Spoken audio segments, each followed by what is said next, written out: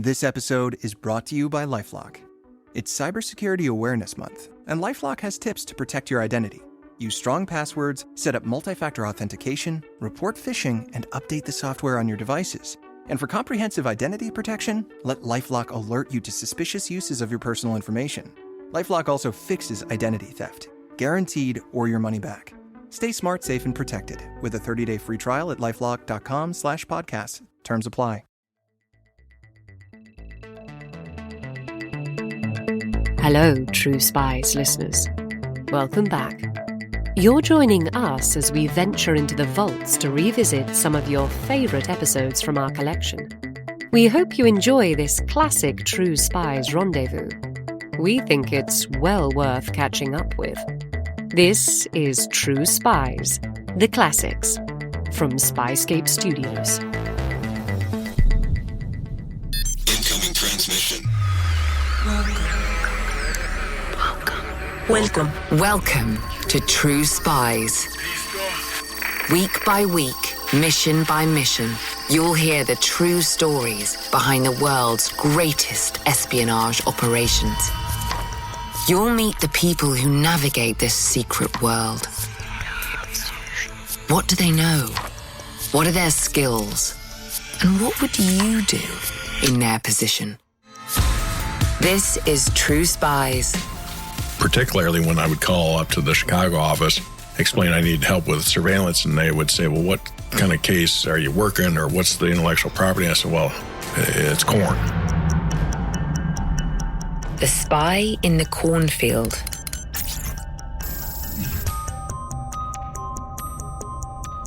And then I would hear a long silence on the other end of the phone. Corn, are you serious? Then I would say, well, yeah, but it's really expensive corn.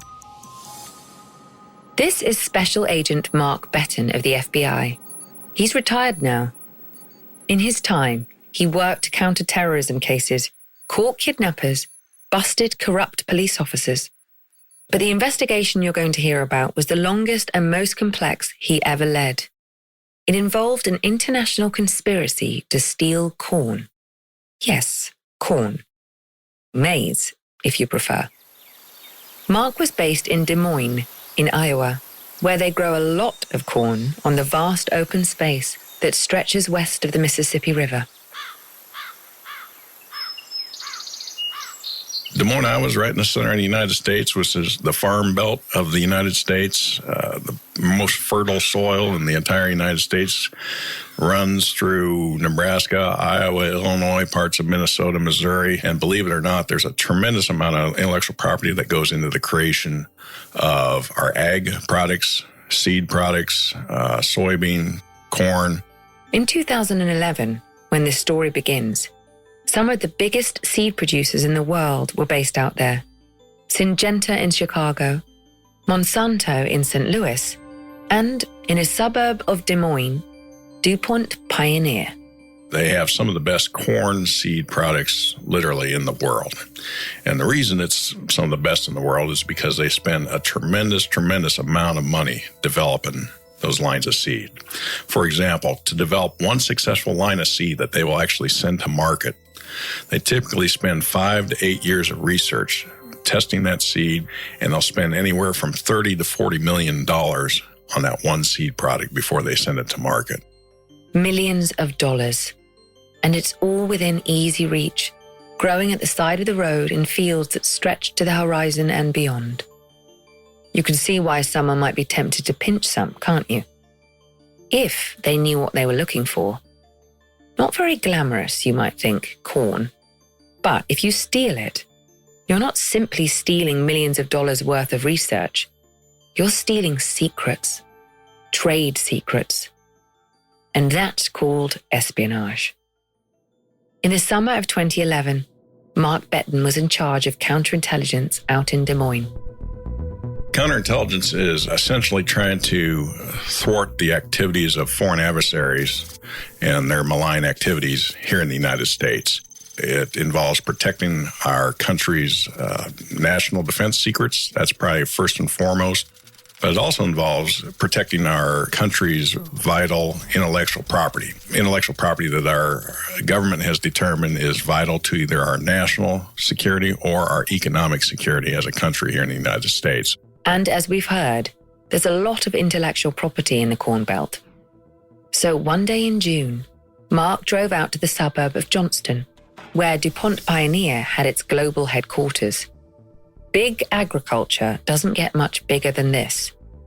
DuPont Pioneer is one of the biggest producers of genetically modified seed in the world. It was a routine, kind of get-to-know-you visit. Somewhat off the cuff at the end of the meeting, I asked, was there anything that's caused you concern recently as far as any suspicious activity? When I asked that question, they said, well, just last month, we had an incident in one of our grower fields. I had no idea what a grower field was at the time. A grower field is a field that a company like DuPont Pioneer rents from a local farmer in order to test a particular line of seed. Typically, it is remote, well hidden, away from prying eyes. So this employee of DuPont Pioneer pulls up on this grower field just to check and see that it was planted and everything looked good. He sees these two Asian males in the field. One's out in the field on his hands and knees. The man on his knees doesn't look like a farmer. He's well-dressed, and he's digging up a corn seedling. He goes out to the field. The manager goes out to the field, confronts the Asian male that's on his hands and knees, asks him, what are you doing out here? He said, we're attending an agriculture conference. We're just checking and looking at the crops and how things are growing here in the United States. The field manager tells him, well, you shouldn't be in here because the field was just sprayed. You need to go. At that point, the field manager's phone rings. As he's on the phone call, the Asian male on his hands and knees runs out of the field, gets into the car that's nearby. The driver of the car goes down into the ditch and spins around and goes out the other way at a high rate of speed. Suspicious, don't you think? Well, the field manager thought so. And as the car raced past him, he made a note of the license plate. It turned out to have been rented a few days earlier by a man called Mo Hailong, a Chinese national living in Boca Raton in Florida. Mark listened patiently to this story, but mentally, he was shrugging his shoulders. Quite frankly, I didn't quite understand the significance of it, but they seemed fairly exercised by the entire incident. So I told them I would take the information, go back, do some checks, and if I came up with anything, let them know. A couple of weeks later, Mark headed out to see another local producer, Stein Seed, just west of Des Moines. And one of the executives there told him they'd just come back from a trip to Beijing. So we just asked if there was any chance they would be willing to share some of the business cards with the folks that they met with while they were over there in China. They gave us about 20 business cards of individuals they met with, both government agricultural officials as well as private sector seed executives. And then when I got back to my office, I was just thumbing through the business cards a little bit, looking at them. And there was one business card that caught my attention. You've guessed already, haven't you? One of the people they'd met in China was a man called Mo Hailong. I thought, that name kind of sounds familiar. Mark ran it through his computer, and there it was. It was the same name. The man who'd rented the car that had hightailed it out of the cornfield. Could this really be the same Mo Hailong, PhD, whose card was lying on Mark's desk? The director of international business for Beijing Dabainong Technology Group in China. And I thought to myself, there's no chance these two are the same individual. But I thought, stranger things have happened. I'm going to see if I can get a photograph of the Mo Hailong that lives down in Florida and take it out and show it to the Stein Seed executives and see if it's the same people. So he called his FBI colleagues in Miami, and they dug out a photo for him. He took it back to Stein. They looked at the picture and said, that's him. That's the same guy we met with in Beijing. I couldn't believe it. I was flabbergasted. I could not believe that a Chinese seed executive in Beijing was the same individual digging on his hands and knees in a grower field in Tama, Iowa. And then a coincidence turned into a pattern. Mark was discussing the case a few weeks later back at headquarters in Des Moines, and a local police officer overheard him. And he said, this sounds familiar. He says, one of our deputies was recently tripped out to a call or got dispatched out to a call to some individuals, Asian individuals near Des Moines in a field acting suspiciously. Let me grab that report for you guys and see if there's any connection. Well, judge for yourself. This time, there were 3 men. At this time, the grower field belonged not to Pioneer, but to one of the other major seed companies, Monsanto.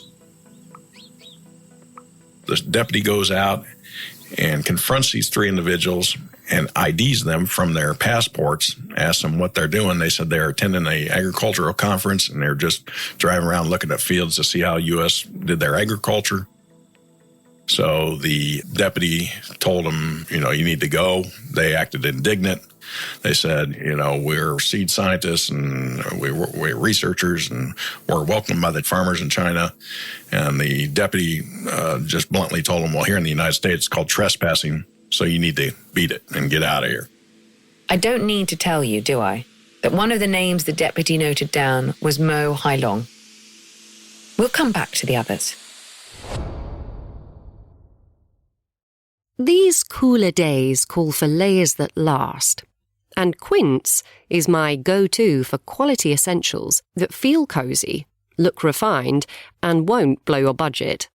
By working directly with ethical factories and cutting out middlemen, they deliver timeless, high-quality clothing at a fraction of the usual price. Quince is that rare combination. Smart, stylish, and effortless. It's a wardrobe upgrade you'll feel rather clever about. I've just added one of Quince's cashmere jumpers to my wardrobe, and I honestly couldn't be more delighted. It's beautifully soft, lightweight yet warm, and drapes in that effortless way only proper cashmere does. Find your fall staples at Quince. Go to quince.com/truespies for free shipping on your order and 365-day returns. Now available in Canada, too. That's QUINCE.com/truespies to get free shipping and 365-day returns. Quince.com/truespies. Josie, it's your new nanny, Polly. The Hand That Rocks the Cradle, a Hulu original. What do you know about her? Arrives October 22nd. You think if you try hard enough, you can stop bad things from happening, but you can't. Good help. Get out! Is hard to find. You made me do this. A Hulu original, The Hand That Rocks the Cradle. Rated R. Streaming October 22nd on Hulu and Hulu on Disney Plus for bundled subscribers. Terms apply. It's now September 2011, and the FBI launches a formal investigation. To my knowledge, it was the first type of investigation where the FBI was taking on an investigation of the theft of an agricultural product, such as corn seed. And Mark's previous job as a polygraph examiner, that's lie detection to you and me, probably wasn't going to help much. So a man who only a few weeks earlier had not even known what a grower field was, began to learn about corn. How to grow it, how to reproduce it. The secret to corn breeding is developing a successful male line of seed and a successful female line of seed. Then you crossbreed those two. In other words, you plant the male and female plant in the same field, and you have the male plant pollinate the female plant. Then you harvest the seed off that female plant. That's called a hybrid seed. The hybrid seed is what then gets planted. But if your intention is to recreate a hybrid, what you need are the parents, those male and female seeds. And this, the FBI suspected, is what Mo Hailong and his accomplices had been looking for. Corn in Iowa is planted in April and May and harvested in September and October. Not much happens over the winter. But in February 2012, the FBI in Florida got wind that Mo Hailong was on the move. Mark, in Des Moines, alerted his contact at DuPont Pioneer. He might be headed this way. Best keep an eye out. The following day, they called me, and they said, we have a delegation visiting here at our headquarters in Johnston. They're taking a tour of our facility, and one of the individuals here we're convinced is Mo Hai Long. And I said, did he sign in with his name? And they said, no, he signed in with an alias, a Woohoo Gang. I said, well, how sure are you that it's Mo Hai Long? I said, it just seems improbable that he's going to come back to your headquarters after he was seen in one of your fields and confronted by one of your managers. I would think he would be a little more cautious than that. But Mark sent a surveillance team out to Johnston all the same. And our surveillance team leader said, yeah, there's no doubt it's him. So, I could not believe it. So we started following him the entire time he was in Des Moines. There was another Chinese national visiting Des Moines that week. In fact, there was a whole delegation, led by a man you've probably heard of, Xi Jinping. Yes, that Xi Jinping. Then Vice President, now President of China. Xi had a relationship with Iowa. He'd spent a few days there in the 1980s. And what better place for Chinese executives to sign a multi-billion-dollar deal to import US soybeans, another Iowa staple.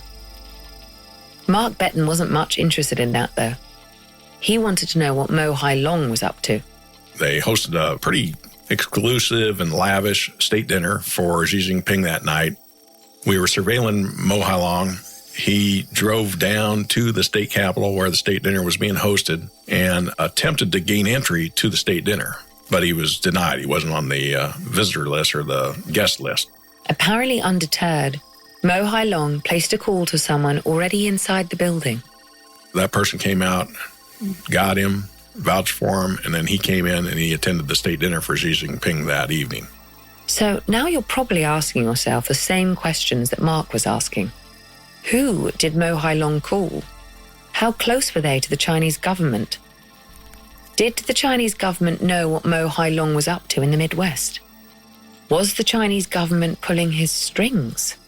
So that was kind of a very eye-opening part of the case, very perplexing, because there was a lot of very high-level Chinese officials at that dinner, as you might imagine. The possibility that the Chinese government was involved had raised the stakes. If Mo Hai Long was being protected, that might make this case even harder to crack. It was in April that Mo Hai Long next caught the FBI's attention.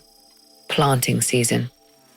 By now, they had a tracking device on his car, which told them it had been sitting in an airport car park in Florida for 3 days.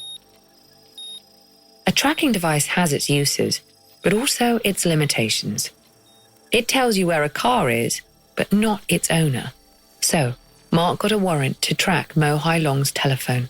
The minute I got that warrant, I contacted the cell phone company about pinging his phone. They pinged it. Showed he was out near Chicago, Illinois, and rural parts of Illinois. That is also some of the most fertile farmland in the United States. Mark's FBI colleagues in Chicago picked up the trail. Mo Hai Long was heading across the state line out of Illinois into Iowa. I was out at my son's soccer game. I get a call from the lead surveillance agent and said, hey, Mo Hai Long looks like he's coming to Iowa. He's coming your way. Your agents in Iowa are going to need to follow him.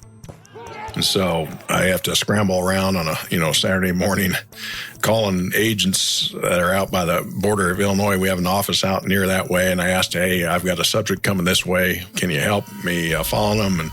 And of course, the running joke was, well, sure, Betten, what you got, a kidnapping, a homicide subject, something of that nature? We'll be glad to come out on a Saturday morning or a day off. If you got a kidnapping, will be right out there. I said, well, no, it's not quite like that. It's a guy stealing corn.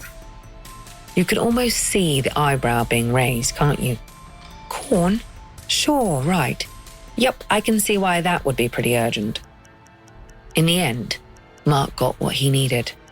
Surveillance is an art form, I would say.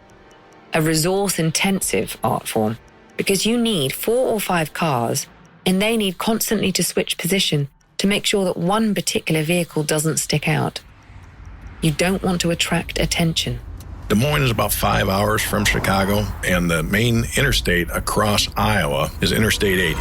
Traffic usually moves along about 70, 75 miles per hour. So as our surveillance team was following him, he would have periods where he would slow down to 50, 55 miles per hour, and he would speed up to 80, 85 miles per hour. He would just, at the last minute, pull off into a rest stop and sit there for a minute or two just to observe traffic around him. All those activities are indicative of counter-surveillance activity. Which made Mark nervous. Had his team been spotted? That was going to make life difficult. Or was this just routine behavior on Mo Hailong's part? If so, that raised the interesting possibility that he had some knowledge or training in how to get rid of a tail. And that implied that he was up to no good. He went all the way to a little town called Adel, Iowa, just west of Des Moines, about 30 miles. And I was actually on the surveillance team at that point, and as we came into Adel, he was going north on the road, and I was back about a quarter of a mile, just so I could barely see his car. And then Mo Hailong did something unexpected. When he got into town, he did a U-turn in the middle of the street, and this is, again, just a rural street with not a lot of cars. So he does a U-turn, he comes back southbound as I'm coming by him northbound. So he goes right by me. Mark got onto the radio to alert the other cars. I said, hey, he just did a U-turn, he's coming back southbound now. He went about another quarter of a mile before he did another U-turn to go back northbound again. He then pulled into a parking lot and sat for about 2-3 minutes just watching traffic go by. And then he drove and went to a storage unit that was nearby. And he spent a fair amount of time at the storage unit. And at the time I thought, well, he must not know where he's going. He's trying to find the storage unit and didn't know where he was going. It was only later that Mark discovered that Mo Hailong had been renting that storage unit for the previous 2 or 3 years. So he clearly knew exactly where he was going. But all those U-turns and that sitting in the parking lot, it was evident at that point that he was clearly engaging in some type of counter-surveillance activity to see if he was being followed or to make sure that he wasn't being followed. Iowa's particular geography creates its own difficulty for a surveillance team. It's not so bad in the summer, when the corn can grow up to 8 or 10 feet tall and give you a bit of cover. But in April, at planting time, you can see for miles. And access to the remote grower fields that Mo Hailong was sniffing out is quite literally way off the beaten track. Many of the roads are dirt roads or gravel roads. So when you're driving, it throws up a tremendous amount of dirt and dust, and that is another factor that significantly complicates the ability to follow individuals in those kind of areas. What Mark really needed was an eye in the sky. In fact, aircraft surveillance in this case became critical. Believe it or not, most people don't even know a plane is flying above them. They typically fly fairly high, so you don't really hear it that well. You don't see it. And if you're in a car, you typically don't have any opportunity to see it because it's usually pretty much directly above you. So Mark became less reliant on cars, so conspicuous in rural Iowa. The stakes were pretty high because if he detected surveillance or saw one of us, he would probably not continue engaging in the nefarious activity that he was involved in, and it could completely, destroy the investigation and put an end to it. But Mo Hailong seems to have been content that he was not being watched because he carried on, and often he had company. Not long after the incident in Adel, Mark was tipped off that he had picked up 2 men at the airport who'd flown in from China.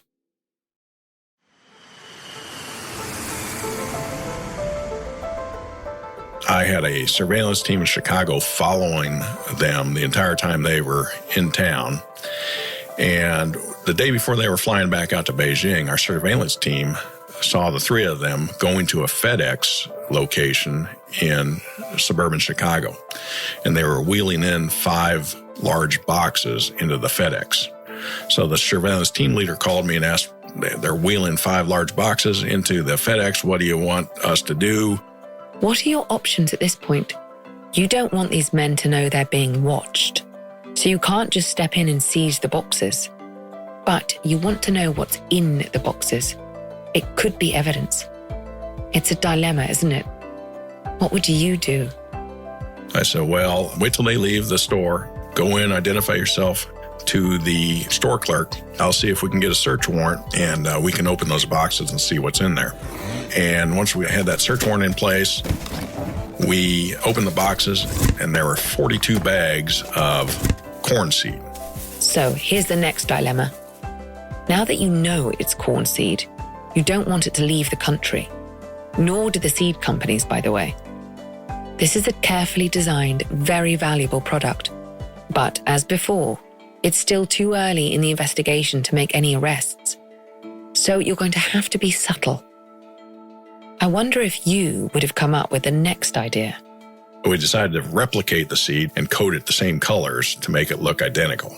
Sounds simple enough, doesn't it? But it took the scientists at DuPont Pioneer 3 days to match the shade of purple they needed. And time was pressing. When you ship something, it's tracked every stop it makes. So the longer it sits in a warehouse or sits at the place where it was dropped off and the tracking system is not being updated, the bad guys who were shipping this stuff get suspicious. So it put us under a lot of pressure to get that seed replicated fairly quickly. The replica seed was in Des Moines. The FedEx was in Chicago. And that, as we know, is a 5-hour drive. With time running out, Mark got hold of an FBI aircraft. But the pilot was almost out of flying time. So he radioed ahead when he was about an hour outside Des Moines and said, when I land in Des Moines, I've only got about 30 minutes on the ground where you have to get me that new purple seed or I'm grounded till the next day. So we ran out to Pioneer, got the purple seed we needed, and then we were driving down the interstate, running lights and siren, going about 110 miles per hour. Just as we got there, our pilot was landing. We took that purple seed and ran out to the plane, put it on the plane, and he was able to get back off and get it back out on the FedEx shipment. That was a very intense time pressure that we were under during that operation. The 5 boxes of replica seed were on their way to China. Spring turned into summer. The corn began to grow. And then, in late August, Mark got word that some of the Chinese suspects were on their way back to the US. This time, they included the man the FBI now suspected to be the ringleader. His name was Li Xiaoming, Dr. Li. Mo Hai Long, you'll recall, worked for a company called Da Bainong, or DBN. DBN had a corn seed subsidiary, and Dr. Li was the CEO. This wasn't his first visit to the Midwest. Dr. Li was one of those 3 men in the grower field outside Des Moines the previous September. Dr. Li was the man Mark really wanted. Once more, he set up a surveillance team. And they spent large amounts of time driving around rural parts of Illinois, Iowa, Missouri, stopping periodically, getting out and what looked like they were collecting seeds. It took them several weeks. And then, at the end of September, they were back at O'Hare Airport in Chicago. Dr. Li and one of the other men were on their way home to China. The FBI needed to know what they were taking with them. We knew they were flying out to Beijing, and when they checked their bags in at the ticket counter, we had customs officials pull their bags aside down in the baggage area. Dr. Li's luggage contained 2 boxes of what looked like microwave popcorn, well-known brands. The boxes apparently factory sealed, but inside each box, stashed under the popcorn, were about 100 small manila envelopes. Inside each of those envelopes was approximately 8 kernels of individual corn with a generic 4-digit number written on the outside of each envelope. They found corn seed in the second man's luggage too, wrapped in paper napkins hidden in his clothes. And so they went upstairs to the departure lounge to confront the 2 men. Dr. Li, they discovered, didn't speak much English. The second man insisted that he was traveling alone. When he turned his pockets out, there were more paper napkins, more seeds. It's a critical moment in the investigation. Genetically modified seeds contain secrets. And here you have two men caught in the act of smuggling what look like genetically modified seeds out of the country. But it could be just ordinary seed, a bit unlikely in the circumstances. But still, there's that nagging question, have you got enough evidence to make the case? What do you think? Is it time to slap the handcuffs on? You need to decide fast. The flight to Beijing is about to depart.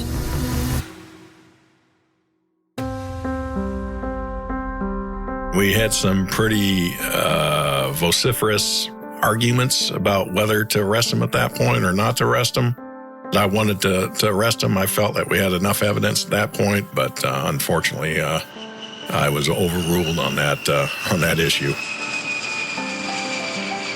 They just couldn't be 100% sure that the corn they had found was indeed the highly engineered seed they thought it was. So, with a heavy heart, Mark had to watch the flight take off with Dr. Lee and his accomplice on board. But the corn stayed behind. We seized all those boxes of corn, and each of them contained some of the best intellectual male and female inbred lines of seed belonging to Pioneer and Monsanto. Millions and millions of dollars of research in those popcorn boxes that we seized that day. Dr. Lee had clearly been shaken by the incident. We found some communications later where they were discussing whether it was just luck that the customs officials found it, just by random, or whether they thought somebody was actually investigating them. But hopefully they'd get another chance. Because a week or two later, Mark got hold of the evidence that he knew would nail this conspiracy.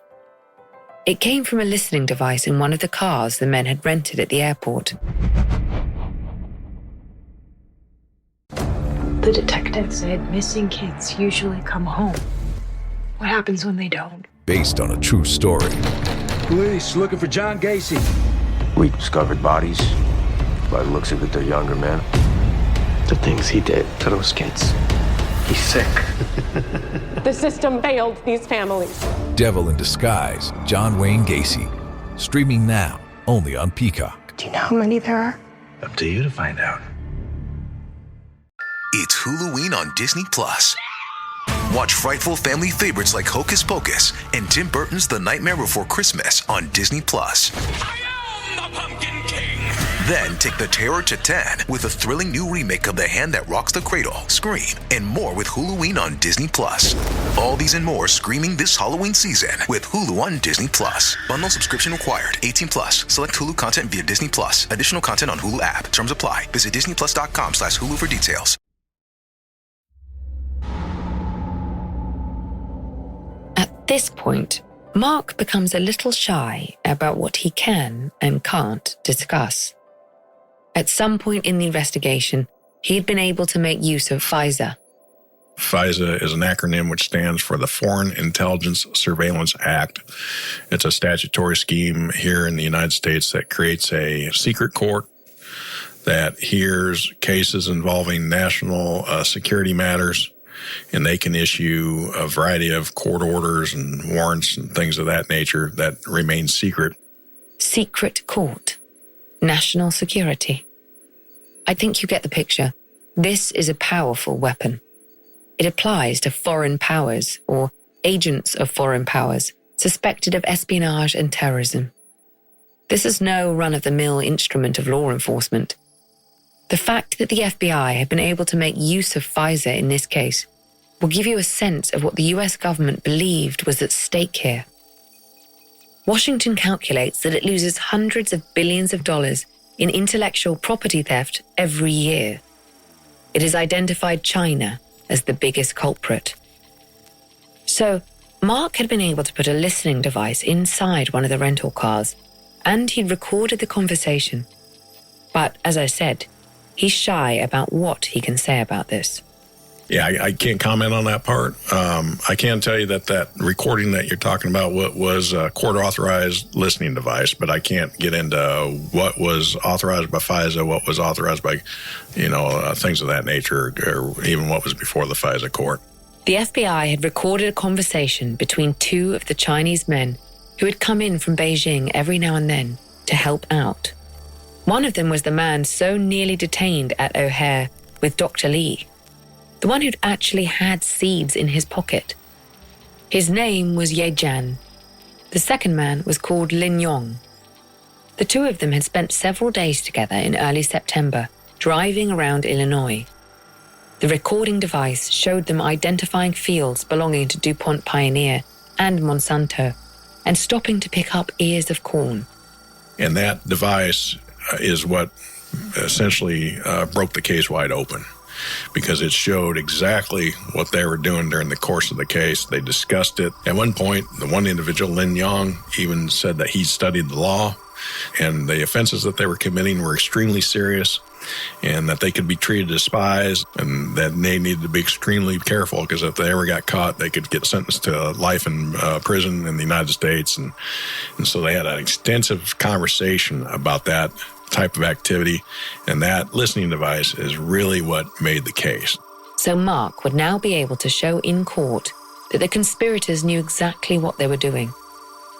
But the conversations had been in Mandarin, and they took a while to translate. So by the time the FBI knew what they had recorded, Dr. Lee and co. were all safely back in China. Annoying, no? And so, 2012 turned into 2013, and the case went cold. The planting season came and went, and there was no sign of Dr. Lee. Perhaps he really had been spooked by his close shave at O'Hare. Mo Hailong, meanwhile, was still coming back to the Midwest.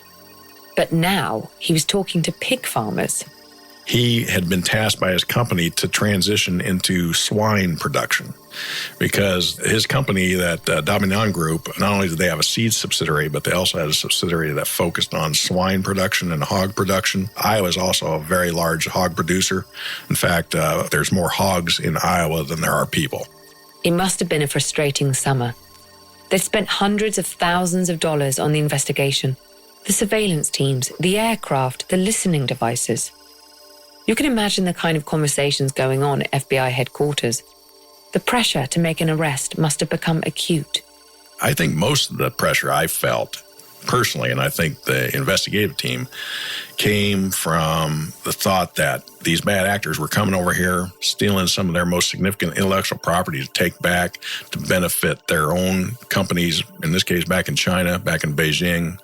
That added a significant amount of pressure because, as I said, some of these products that they were targeting and stealing were worth millions of dollars. And so that also added a fair amount of pressure in this case. But most of the suspects, most importantly Dr. Lee, were in China, out of reach. So during most of 2013, we were just hyper-vigilant, waiting for Dr. Li Xiaoming to fly into the country, or a partner country where we could get him arrested on a warrant. They began to pin their hopes on a large annual agricultural conference due to be held in Chicago, an event Dr. Lee had attended in the past. It was what I call the Super Bowl of seed. It was probably the most prominent conference for seed producers in the world. So we thought that there was a pretty good chance he might attend that event, because we also thought the incident at O'Hare Airport was far enough removed that maybe now he was more comfortable and would come back for that. Dr. Lee was, however, apparently able to resist the lure of the Super Bowl of seed, at which point FBI headquarters said enough was enough. It was time to cut their losses, time to arrest Mo Hailong, the man spotted on his knees in an Iowa cornfield more than 2.5 years earlier. It was kind of our traditional, typical white-collar fraud arrest. We sent about 4 to 5 agents out to his house relatively early in the morning. He came to the door, and they arrested him without any incident. He was cooperative. He did say that he did not want to talk, that he wanted to talk to a lawyer. It was only then that the FBI discovered that Mo Hailong had been scoping out cornfields in the Midwest long before that incident in 2011. The conspiracy had been going on for years. Mo Hailong is a very well-educated, very smart, hard-working individual. I don't think anybody questions that. When he first started on this, I guess, scheme to steal the intellectual property of these seed companies, he knew nothing about corn breeding. And that was probably around 2007, 2008. And so he taught himself on what he needed to know. He picked it up pretty quickly. And then we believe in around 2009 is when things really started to ramp up and they started to actively steal some of these inbred lines of corn seed. So it seems a bit odd, don't you think, that he hadn't been spotted before? I attribute part of that to he was a very cautious individual. He was a very good talker. If he was discovered, I'm sure he just talked his way out of it and there was never a report made. People in the Midwest, they are in general very trusting people. So if they come across somebody who's poking around in their field or maybe acting suspiciously and he has a good story and says, I'm a researcher at the University of whatever, just seeing how you plant, 9 out of 10 people in the Midwest are going to believe that person.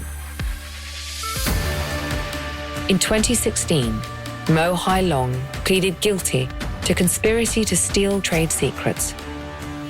He was given a 3-year prison sentence and deported at the end of it. So you've got to ask, had that 2.5-year investigation been worth it? Those hundreds of thousands of dollars? They'd indicted but failed to arrest 5 other suspects, all of them Chinese nationals, including Dr. Li, the suspected ringleader. They'd arrested a 7th suspect, Mo Hai Long's sister, but had to drop the charges. When we got to November and December 2013, I was really hopeful that Dr. Li Xiaoming was going to return. And when he did not return for that conference, and we were told that we were going to have to arrest just Mo Hai Long at that point, it was pretty demoralizing, I would say. It was still a successful case, but I was really disappointed that given the time and the resources and the money that we had put into the case, that we were unable to arrest more than just Mo Hai Long. And there were still plenty of questions, such as, did Mo Hai Long ever successfully get seed out to China? Answer, almost certainly yes. Several of the documents that were on his computer indicated that during the course of the conspiracy, really starting in earnest in 2009-2010 timeframe, they were typically obtaining anywhere from 200 to 300, 400 pounds of seed and mailing it back to Beijing. So we knew that they did obtain seeds. And in 2012, on the day of the popcorn incident at O'Hare Airport, 2 other men flew out of Chicago with a set of seeds. One of them was on a domestic flight to Florida, so his bags weren't searched by customs. Yes, that's right. Mo Hai Long. And unfortunately, we did not get that set of seeds.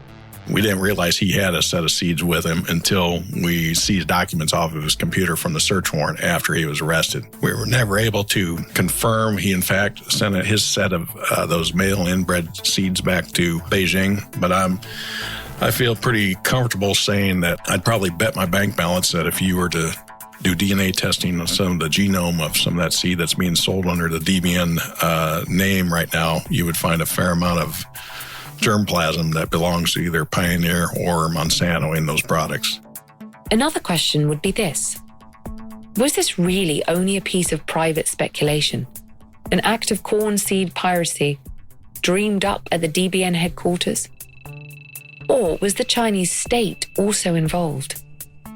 The investigators found an intriguing message on Mo Hai Long's computer, sent to him by Dr. Li in 2009, with reference to one of the large seed companies. Pioneer's prowess, it read, has shaken the Chinese government. There is a serious need for a national hero.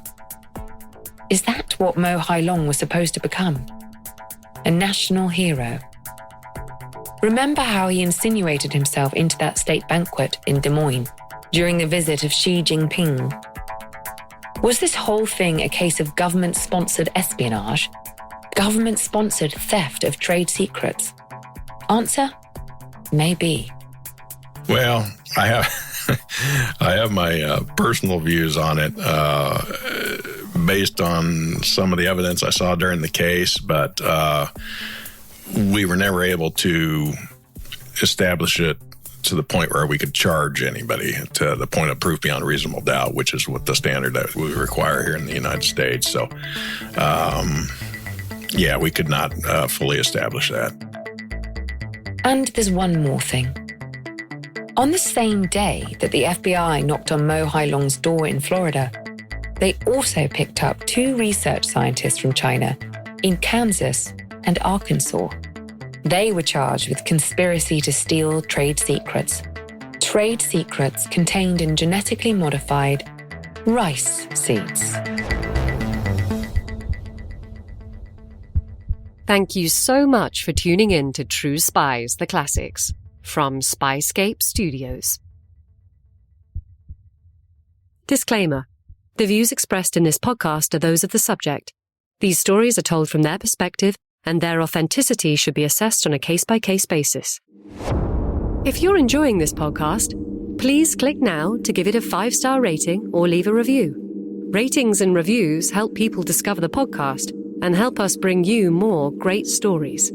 And if you have some time, why not forward the podcast to a friend?